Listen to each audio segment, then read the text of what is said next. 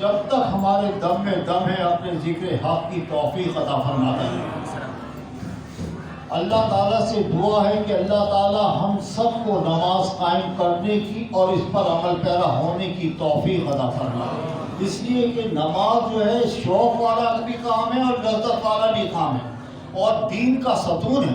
اگر کسی عمارت کے ایک ستون ایک جو ہے نہ لگے تو وہ عمارت قائم نہیں رہتی۔ اس لیے کہ سب میں بڑا بے وفا شخص وہ ہے جو نماز نہیں پڑھتا۔ جس نے اللہ سے وفا نہیں کی وہ بندے سے بھی وفا نہیں کرے گا۔ تو اللہ سے دعا ہے کہ اللہ تعالیٰ ہم سب کو نماز پڑھنے کی اور اس کو قائم کرنے کی توفیق عطا فرمائے۔ اس لیے کہ صحابہ اکرام اجمعین فرمایا کرتے تھے کہ پروردگار ہمیں جنت میں بھی نماز پڑھنے کی توفیق عطا فرما۔ اور اس میں بڑی مزے کی بات ایک بات بتاتا چلوں کہ حضور اکرم صلی اللہ علیہ وسلم کا ارشاد گرامی ہے کہ جب حضرت موسیٰ پہ تجلی رب نے ایک ہی ڈالی تھی تو موسیٰ بے ہوش ہو گئے تھے۔ پکی بات ہے۔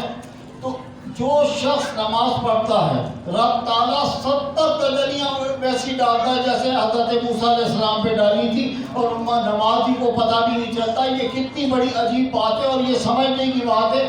اللہ سے دعا ہے کہ اللہ تعالیٰ ہم سب کو مرنے سے تک نماز پہ قائم ہونے کی توفیق عطا فرمائے۔ اس لیے کہ نماز وہ ہے کہ جس نے قائم کرنی مغفرت کا ذریعہ ہے اور معراج کا تحفہ ہے۔ جو اسے قائم نہیں کرتے اللہ تعالیٰ ان کی مغفرت فرما دے تو بہت بڑی بات ہے۔ تو اللہ سے دعا ہے کہ اللہ تعالیٰ ہم سب کو نماز قائم کرنے کی توفیق عطا فرمائے۔ اس کے بعد ہے حضرت امیر المومنین عمر بن خطاب۔ اللہ سے دعا ہے کہ اللہ تعالیٰ ہم سب کو صحابہ اکرام اجمعین کی محبت عطا فرمائے اور آپ کے ادب کی توفیق عطا فرمائے۔ حضرت عمر بن خطاب جب امیر المومنین ہوئے تو حضور کے زمانے میں کچھ غربت تھی، کچھ حضرت ابوبکر صدیق کے زمانے میں غربت تھی، لیکن جب حضرت عمر بن خطاب خلیفہ وقت بنے تو اللہ تعالیٰ نے بڑا کرم کیا، مال غنیمت بڑا آنے لگا۔ تو صحابہ اکرام نے تمام نے مشورہ یہ کیا کہ عمر کو کہتے ہیں کہ اپنے کپڑے ذرا بدل لے، اس لیے کہ وہی کرتا جس کے اندر پیوند لگے ہوئے اور وہی چادر لے لی آپ پہن کے بیٹھ جایا کرتے تھے، چاہے سفیر آئے چاہے وزیر آئے کوئی بھی آئے، فیصلے خالی مسجد کی چٹائی کی پہ عمر ہوا کرتے تھے۔ تمام صحابہ جمع ہو گئے۔ اب بات یہ ہے کہ شیر کی مونچھ پہ ہاتھ کون رکھے؟ بات تو سب نے کرنی، سب نے، اب بات کون کرے گا؟ تاکہ حضرت علی شیر خدا کو بلاؤ، اس لیے کہ وہ حضرت عمر جو ہے ان سے کا بڑا ادب کرتے ہیں اور ان کے سامنے بولتے بھی نہیں، اکثر آپ ڈال دیتے ہیں تو چپ ہو جاتے ہیں۔ شیر خدا کو بلاؤ۔ جب حضرت علی کرم اللہ وجہ کو بلایا تو آپ نے کہا کہ بھائی بات یہ ہے کہ یہ بات میں نہیں کروں گا، آپ کو میں ایک مشورہ دیتا ہوں کہ تم عائشہ صدیقہ امیر المومنین ہیں خواتین کی، تو آپ نہیں، امیر المومنین خواتین مطلب خواتین کی مومنین ہیں، آپ ان کے بعد چلی جاؤ، اگر وہ کہہ دیں گی تو عمر ڈالے گا نہیں۔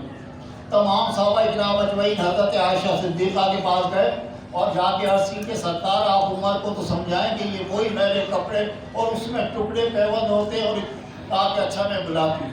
تو جب آپ نے انہیں بلایا تو حضرت عمر بن خطاب 20 امیر المومنین کے ہزاروں آدمی جمع ہوتا، تو پتہ چلا جب قاصد نے جا کے کہا کہ مصطفیٰ کے گھر سے آپ کا پیغام آیا بلانے کا، تو عمر وہاں کانپنے لگے۔ جس سے قیصر و کسریٰ کعبہ کرتا تھے وہ صرف اس پہ کانپنے لگے کہ مجھے کس طرح طلب کیا۔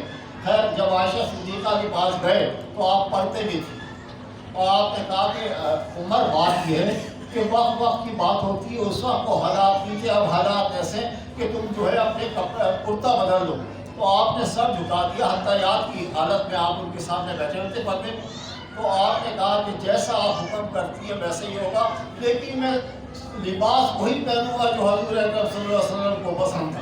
کہا ٹھیک ایسا آپ نے پڑھ لی ہے۔ تو اس کے بعد آپ نے ایک دن مسجد نبوی کے اندر تمام صحابہ اکرام اجمعین کو جمع کیا۔ جب صحابہ اکرام اجمعین کو امیر المومنین جمع کرتا تھا تو مطلب یہ ہوتا تھا کہ یا تو حملہ ہو گیا یا حملہ ہونے والا ہے یا کوئی ایسی اہم بات ہے کہ جس کا سوچ نہیں سکتے۔ صاحب تمام صحابہ اکرام اجمعین آ گئے۔ ظہر کی نماز سے پہلے آپ حضرت عمر جو تھے خود ممبر پہ بیٹھے اور اس کے بعد آپ نے سب میں پہلے ہم پڑھی، اس کے بعد حضور پہ درود و سلام بھیجا اور اس کے بعد کہا کہ صحابہ اکرام اجمعین ایک بات سن لو، جتنے بھی میرے نبی کے چاہنے والے بیٹھے ہو، کہ عمر وہ شخص ہے کہ جب اپنے مکے کے اندر قحط پڑتا تھا تو اس کی اماں جو تھی اپنی خالہ کے گھر بھیجتی تھی، اس لیے کہ وہ امیر کبیر خاندان میں آئی تھی اور ان کے پاس بکریاں بھی بہت تھی، اونٹ بھی بہت تھے، زمین بھی تھی، ان کو جا کے چرایا کرتا تھا، سارا دن چرایا کرتا تھا، شام کو آیا کرتا تھا، مزدوری کیا کرتا تھا، تو خالہ جو تھی ایک مٹھی کشمش کی یا کسی کو ایک مٹھی کھجور کی دیا کرتی تھی، لمبا خط تھا میرا، میں اس کو کھا کے سو جایا کرتا تھا۔ جب وہاں سے فارغ ہوئے آپ نے فرمایا کہ اذان دو اور ظہر کا وقت ہو گیا، آپ نے نماز پڑھائی، تو عبد الرحمن بن عوف آپ کے بڑے دوست تھے، کہا کہ بھائی یہ عمر یہ تو نے کیا کیا جو تو نے اپنی اس طرح کی باتیں کرنی شروع کر دی؟ کہنے کے بعد یہ عبد الرحمن کہ آج بھی اپنے مصر اور شام سے لوگ آئے تھے، وہ یہ کہہ رہے تھے کہ تیرا ڈنکا جو ہے مصر اور شام میں بھی ہو جائے، تو میرا نفس جو تھا مجھے پکار رہا تھا کہ تو شاید بہت بڑا ہو گیا، میں نے اپنے نفس کو کچلنے کے لیے تمام مصطفیٰ کے غلاموں کے سامنے اپنی حقیقت بیان کر دی کہ تو ایک چرواہے کا بیٹا ہے، یہ تو تیرے نبی کا کرم ہے کہ تجھے امیر المومنین بنا دیا، تو اس قابل نہیں تھا۔ تو آپ فرماتے ہیں کہ آپ کا یہ عالم تھا، تو اللہ سے دعا ہے کہ اللہ تعالی ہم سب کو آپ کے نقش قدم پہ چلنے کی توفیق عطا فرمائے، اس لیے کہ میرا نبی فرماتا ہے، وہ جو میں نے پڑھا ہے کہ حضرت عمر بن خطاب کی اگر فرشتے 950 سال بھی جو ہے بیان کرے تعریف اور ان کے کارنامے، تو یہ سمجھیں کہ وہ ختم نہیں ہو سکتی۔ تو اللہ سے دعا ہے کہ ہمیں تمام صحابہ اکرام اجمعین کے ادب کی توفیق عطا فرمائے، اور اس کے ساتھ ساتھ ہے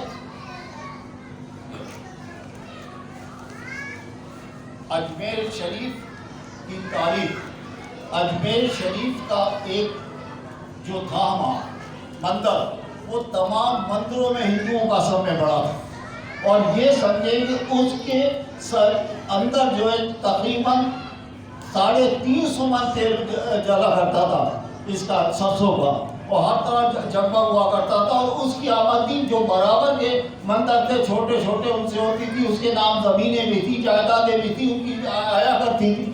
تو ایک دن پتا چلا کہ وہ صرف بادشاہ اور رانیوں کے لیے تھا۔ ایک دن ایک فقیر آگے بیٹھا اور وہ کونے میں جا کے بیٹھ گیا، اسے نہیں پتا کہ یہ راجا کے مطلب اونٹوں کے بیٹھنے کی جگہ ہے۔ بیٹھے رہے، ظہر کے وقت کچھ خدام بھی آ کے بیٹھے رہے، آپ نے قطب الدین کو کہا کہ یہ اذان دو۔ جب اذان دی تو آپ کو بتایا کہ اذان کی آواز سننا ہندوؤں کے اندر تو بہت بڑی بات۔ اتنی دیر میں پتا چلا پوری صف لگ گئی، آپ نے نماز پڑھائی۔ نماز پڑھانے کے بعد جو ہندو تو یہ حیران تھے کہ ہمارے جو اپنے دیوتا ہیں وہ تو اندر بیٹھے، یہ کس خدا کی عبادت کر رہے ہیں؟ خیر صاحب کوئی بات نہیں، وہ ہو گئی۔ آخر شام ہو گئی تو وہاں کے ہرکارے جو تھے انہوں نے کہا بڑے میاں یہاں سے اٹھو، یہ ہمارے اونٹوں کے بیٹھنے کی جگہ ہے۔ آپ نے کہا بھائی ہم تیرا کیا لیتے تھے، اور کام اتنا بڑا جگہ ہے؟ کہا نہیں ادھر ہی بنے گے۔ جب بدتمیزی کی تو آپ نے قطب الدین کو کہا کہ میاں ہم اٹھ جاتے ہیں، لیکن جو یہاں اونٹ بیٹھیں گے وہ اٹھیں گے نہیں، اس لیے کہ فقیر کی زبان اتھینٹک ہوتی ہے، جو کہا وہ اللہ میاں پوری کر دیتا۔ تو جناب انہوں نے لا کے اونٹ باندھے، جب صبح اٹھے مار مار کے تھک گئے، اونٹ اٹھنے کا نام ہی نہ۔ آخر بادشاہ پرتھوی راج تھا، اس تک بات پہنچ گئی۔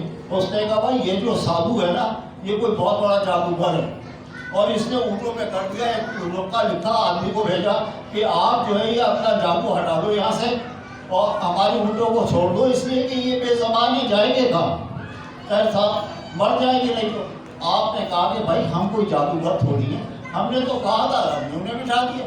خیر وہاں سے اٹھے تو آپ نے کہا جاؤ اپنے اونٹوں کو اٹھا دو۔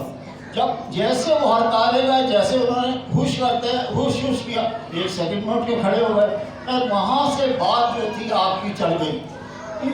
ہوتے ہوتے اس بڑے مزے کی بات بتا رہا ہوں، جو اس وقت جدید دنیا ہے، آپ نے سائنسدان ہیں بڑے بڑے، پانی سے آج تک بلب روشن نہیں کر سکتے۔ آخر پرتھوی راج نے آپ کے چراغ کا تیل بھی بند کر دیا، تو آپ نے پانی سے چراغ کو جلا دیا۔ یہ بہت بڑی کرامت ہے، اور یہ عام لوگوں کے پاس نہیں ہوتی. تو آپ نے اس کو جلا دیا. آخر آپ پہ زور پڑا کہ بڈھے یہاں سے اٹھ. خیر آپ نے اپنے مرید کو حکم دیا کہ ایسا کرو کہ کشکور بھر کے ناکا ساگا سے لے آؤ, ہمیں وضو کرنا ہے. تو انہوں نے وہاں سپاہی کھڑے کر رکھے تھے, اس لیے کہ مسلمانوں کا ہاتھ لگانا بڑا برا سمجھتے اور کہتے تھے کہ مسلمان جو ہے ناپاک کر رہے ہیں اس کو, اس لیے کہ مسلمان 24 گھنٹے وضو کر رہے ہیں. خیر صاحب وہ لے کے آئے. لے کے آنا تھا انا ساگر جو 25 سال کا ذخیرہ تھا, وہ ڈیم سمجھ لیں, جو پتہ چلا سب کا سب خوش ہو گیا. جب خوش ہو گیا تو آخر پرتھوی راج نے آپ پہ جادوگر بھی بھیجے.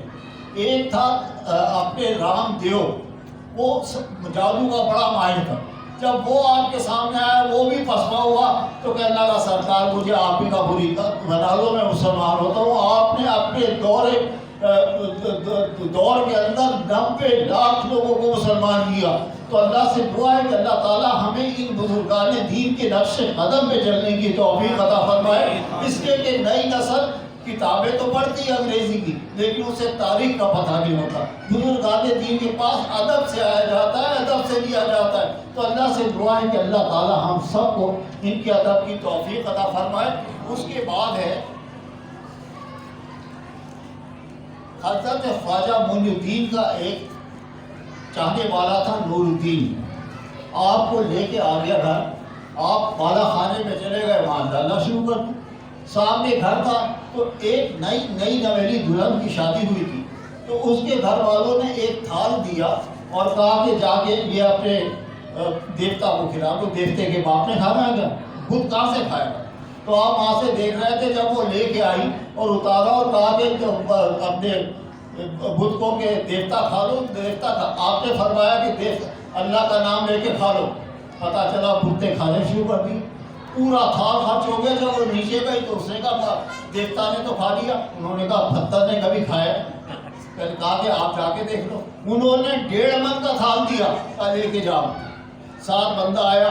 پھر آپ نے کہا کہ اللہ کا نام لے کے یہ بھی کھا لے. جب دوبارہ پتہ چلا, جب انہوں نے آ کے دیکھا اور کہ آپ سامنے تشریف فرمائے نماز پڑھ رہے ہیں, کہا کہ بھائی یہ بت کی کرامت نہیں ہے, یہ صرف اور اس بزرگ کی کرامت ہے. پورا خاندان جو ہے مسلمان ہو گیا. تو اللہ سے دعا ہے کہ اللہ تعالیٰ ہم سب کو ان کے نقش قدم پہ چلنے کی توفیق عطا فرمائے. اس کے بعد ہے ابو الحسن. ابو الحسن ایک صاحب تھے اور یہ معاذ بن جبل کے پاس بیٹھا کرتے, صحابی رسول تھے. وہ تو وہاں بیٹھا کرتے تھے. عام سے آدمی تھے, محنت مزدوری کرنے والے. تو کہتے ہیں کہ میں ان کے پاس شوق ہوا نماز کا, میں نے نماز پڑھنی شروع کر دی. ذکر کا شوق ہوا, میں نے ذکر کرنا شروع کر دیا. آخر 3-4 دن ہو گئے تو مجھے بچوں کا بھی خیال آیا کہ بچوں کا گھر میں کیا ہوا. جب میں گھر میں آیا تو میری بیوی نے کہا کہ اگر کل کھانا نہیں آیا تو بچے بھوکے رہیں گے. میں نے کہا کوئی بات نہیں, میں اللہ کا نام لے کے نکلتا ہوں. جب میں گیا صبح روزگار ڈھونڈنے کے لیے تو پتہ چلا مجھے دوپہر تک کوئی روزگار نہیں ملا. میں نے کیا کیا, اپنے دجلہ سے وضو کیا. وضو کرنے کے بعد آگے جا کے ریت کے اوپر وہیں اپنا رومال بچھایا اور اپنی نفلیں پڑھنی شروع کر دی اور اللہ کو یاد کرنا شروع کر دیا. اس لیے کہ ریت جو ہے وہ گرمی میں بہت تپتی ہے. کہنے کہ سارا دن میں اللہ کو یاد کرتا رہا. شام کو جب آیا تو میں نے سوچا کہ بیوی بیچاری باہر کھڑی ہوگی, مجھے کہہ رہی ہوگی کہ آج بھی بچے بھوکے مرے. جب گیا تو پتہ چلا گھر کے اندر تو بیگم کا پتہ ہی نہیں گئی. جب اندر گیا اس نے کہا, جب آزاد آواز دی بیگم کا, اس نے کہا آپ بیٹھو میں کھانا لگاتی ہوں. میں بڑا حیران, کھانے کے اوپر وہ اقسام کے میں نے سوچا بھی نہیں. پتا چلا کہ بھائی یہ کیا ہو گیا. کہنے کہ بھائی آج پتہ نہیں تو کس کریم کے پاس گیا تھا, ایک کریم آیا تھا جو 1 سال بھر کا راشن ہمارے یہاں بھر گیا. اور ایسی نوادات ہمیں دے کے گیا کہ ہم سوچ نہیں سکتے. تو یاد رکھو کہ جو صرف دل سے اللہ کو یاد کرتا ہے اللہ اس کی مدد ضرور کرتا ہے. اللہ سے دعا ہے کہ اللہ تعالیٰ ہم سب کو اپنے سے مانگنے کی توفیق عطا فرمائے اور اللہ کے ذکر کی توفیق عطا فرمائے. وما توفیق والے تمام حضرات میرے ساتھ مل کے پڑھیں. بلغ